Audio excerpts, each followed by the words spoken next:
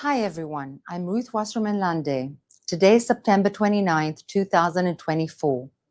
This is the live daily briefing of the Israeli Citizen Spokesperson's Office. We're live on Instagram, X, YouTube, and LinkedIn, and available afterwards wherever you get your podcasts. Please start submitting questions in the chat, and as always, like and subscribe to help us reach a wider audience. Today is day 359 of the October 7 war, a war that Hamas had started. Hezbollah joined the next day, and now it involves the Islamic Republic of Iran and its proxies on a total of 7 fronts around Israel. The Islamic Republic of Iran has established a ring of fire around Israel. You've certainly heard the news. Hezbollah's head, Hassan Nasrallah, is dead. It's not only the people of Israel who are relieved. Actually, many throughout the Arab world are celebrating. After news of Israel's Friday strike on Hezbollah's leader spread, parties erupted in the streets of cities in Syria. Music was played, sweets were handed out, faces were smiling. Why are Arabs happy about an Israeli victory? People who don't know anything about the Middle East assume that Arabs and Israelis are enemies. But that's not true. Millions of Sunni Muslims in Syria, for example, hate Nasrallah. They hate Hezbollah, and they hate the Iranian overlords directing them. Over 1 million were slaughtered by them in recent years, while Hezbollah helped Syria's bloody dictator Assad massacre his own people. Sunni Muslims remember Hezbollah's assassination of Lebanon's Prime Minister Rafiq al-Hariri in 2005. They also remember Hezbollah's slaughter of Palestinians in Yarmouk refugee camp in Syria in 2015. And they remember Hezbollah's starvation of babies in Madaya, Syria in 2016. Ignore what Western commentators are telling you. Listen to what the Arabs themselves have to say.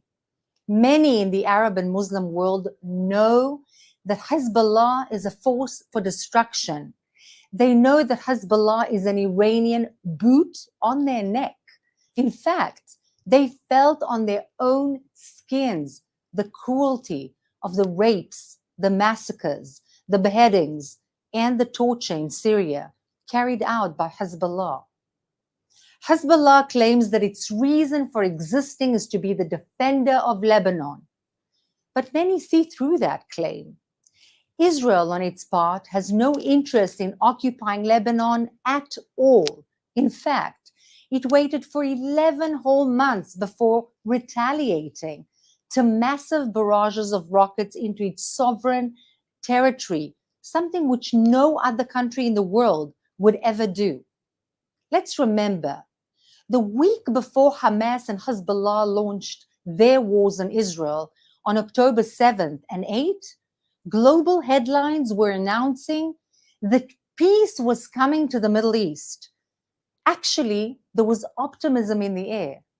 There was talk of peace between Israel and the most important Arab state, the Kingdom of Saudi Arabia. Since then, the Islamic Republic of Iran has been trying to destroy Israel from 7 fronts, using the Arab proxies firing from the rubble of Iranian-dominated Arab states like Lebanon, Syria, Iraq, and Yemen. In the last weeks, with Hezbollah's senior leadership eliminated and Hamas being broken in Gaza, there is yet a chance to again pave the way to peace, but not before Israel makes absolutely sure that the Hezbollah, or what remains of it, is removed from the Lebanese-Israeli border and is disarmed. Or in other words, make sure that the 2 UN resolutions pertaining to the issue from 18 whole years ago are actually implemented. President Biden released a statement after Nasrallah's death, and he said that Israel's strike on Nasrallah was a measure of justice for his many victims, including thousands of Americans, Israelis, and Lebanese civilians. And he's absolutely right. The war is not yet over. Hezbollah continues to attack Israelis right now. Hamas continues to hold hostages in its terror dungeons in Gaza. The Iranian regime continues to threaten Israelis with yet more attacks. With Hezbollah's leadership in disarray, now is the time to press the advantage. Now's the time to leverage Israel's tactical victories over Hezbollah in order to roll back the Islamic Republic of Iran's regional hegemony. All countries of the world must stand behind Israel and its Arab partners in the region as they beat back the Iranian regime and forge a new future. Now let's take some questions from our audience watching live on social media.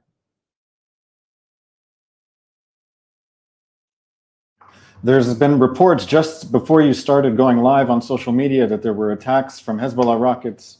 There were reports just before you started your live in Tiberias, Nazareth, rocket sirens going off from Hezbollah. How far can Hezbollah's rockets reach into Israel, and how is the Israeli home front preparing for such threats?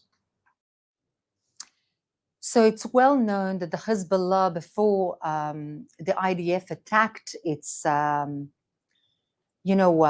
storages and its arsenals and its headquarters, had hundreds of thousands of rockets, many of them very specific and very, very long range. And this is something that still remains a danger and a threat, not only to Israel, but as we see, some of these rockets land up in Arab towns in Israel, but also in the Palestinian Authority in the West Bank. So it's truly a threat to the entire region. We did cut back significantly on the supply, but there's still a lot of work to do. This is a question from our Instagram live. Will Israel ever go directly after the Islamic Republic of Iran? It's a very good question, and I have no intention of answering it directly here.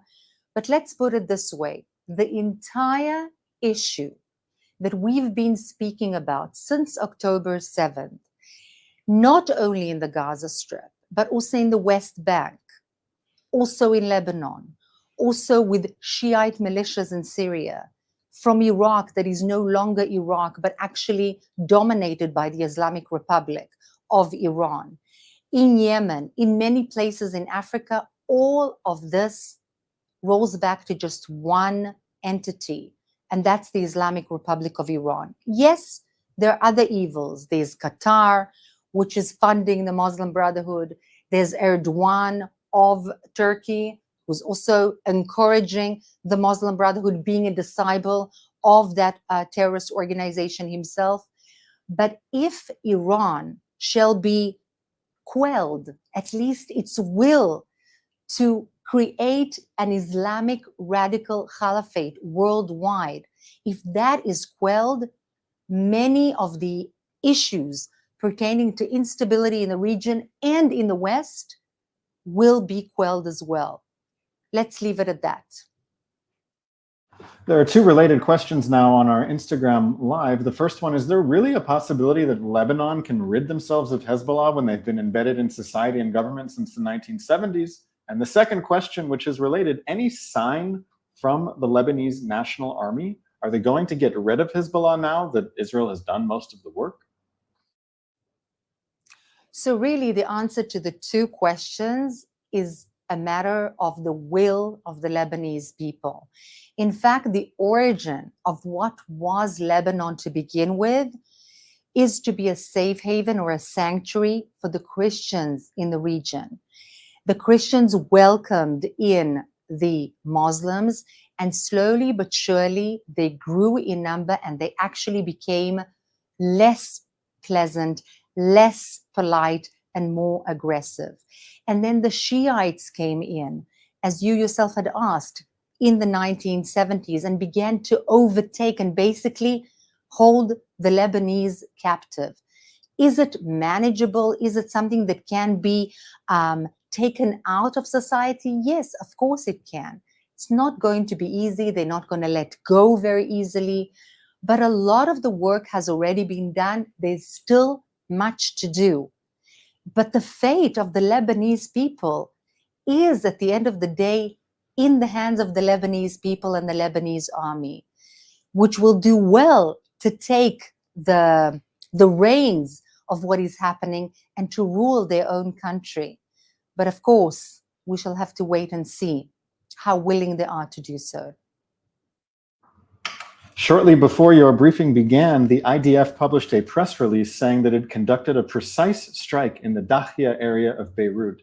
Can you say a few words about what the Dahya area is?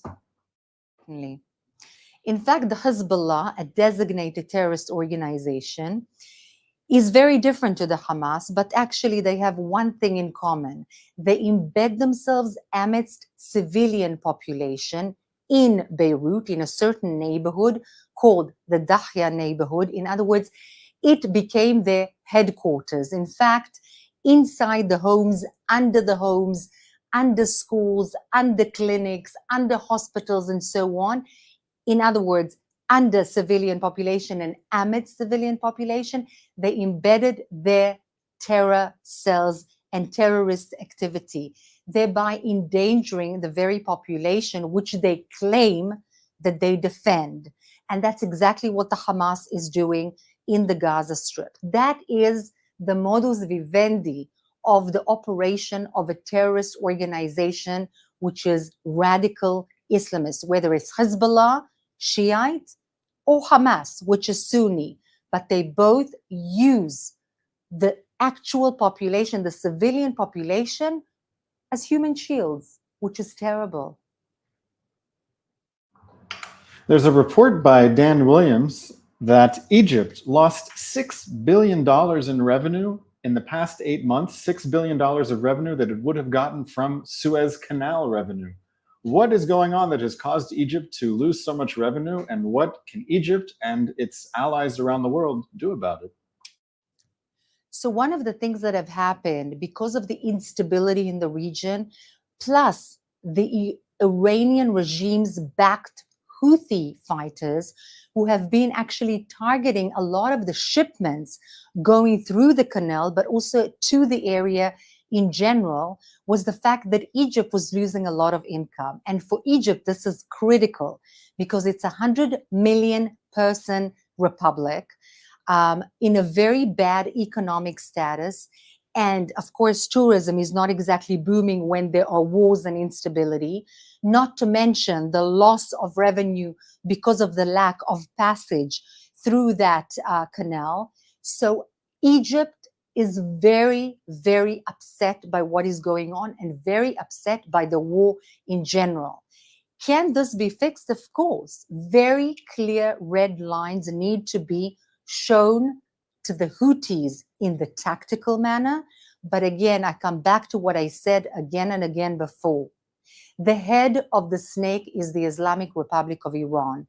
They had armed, trained, encouraged the Houthis in Yemen, created havoc in Yemen itself, and created havoc in the entire region, including the economic stability of Egypt. By the way, the United States just passed Egypt $1.3 billion US and waived what it before actually was adamant to receive, a notification that issues of humanitarian equality and standards were being upheld by the Egyptian regime. Now the US waived that, most probably because of the economic instability that Egypt has found itself in following this particular war and event. We have viewers watching from all around the world. That includes Lebanon and Lebanese people who are living all around the world. What is your message? This is our final question. What is your message to the people of Lebanon at this time? First of all, it's the most beautiful question I have received until now in all of my briefings. And it's an amazing opportunity to really, from my heart, say that Israel is not at war with the Lebanese people. It never was, and it never will be. There is no ill feeling amidst any Israelis, and I can vouch for that, against civilians in Lebanon. We don't want to see people hurt, and we don't want a war. In fact, we crave and dream of peace with the Lebanese people. But of course, as a country, we don't want to see Radwan forces, which is the commando force of the Hezbollah, raping, murdering, massacring our people like the Hamas did in the south. And that's what they are planning to do with our civilians in the north. And that's a known fact. Plus, we cannot take that rockets are being thrown at us all the time, unprovoked. No country in the world can take that. And Israel cannot at all be expected to continue not to retaliate. And that's why Israel did what it did against the Hezbollah, not only for the Israeli people, but for the people of the region in general. And inshallah, we'll have more warm words to say to one another in the future. Thank you so much for joining today. And yes, we'll be back again, as always, tomorrow at 3 p.m. Israel time. Thanks for watching. Drop a comment below.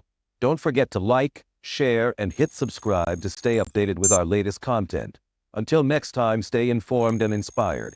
This is Djabnik signing off.